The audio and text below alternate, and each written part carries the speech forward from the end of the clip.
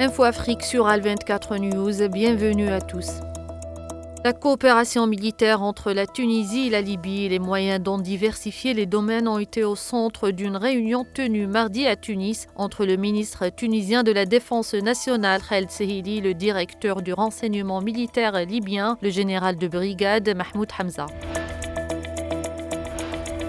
Le président ghanéen Nana Addo Dankwa Akufo-Addo a promis une passation de pouvoir pacifique après que la commission électorale du Ghana a déclaré John Dramani Mahama vainqueur de la récente élection présidentielle. Il a invité son successeur à une réunion au siège du gouvernement mercredi pour entamer le processus de transition. Selon la commission électorale, Mahama a obtenu 56,55% du total des votes valides, tandis que le vice-président Mahamadou Bawumia, représentant le nouveau parti patriotique au pouvoir, a obtenu 41,61% des suffrages.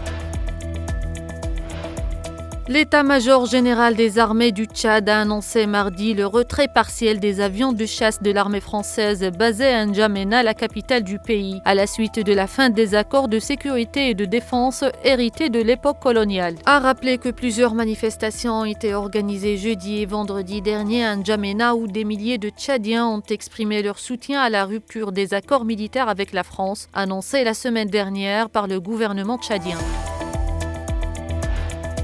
Des bombardements attribués aux forces de soutien rapide sur Omdurman en proche banlieue de la capitale soudanaise ont tué au moins 65 personnes et fait des centaines de blessés, a indiqué dans un communiqué le gouverneur de l'État de Khartoum. Un seul obus tiré sur un bus de passagers a tué tout le monde à bord, a notamment indiqué Ahmed Othman Hamza, dénonçant un massacre commis par les forces de soutien rapide en conflit depuis 20 mois avec l'armée régulière.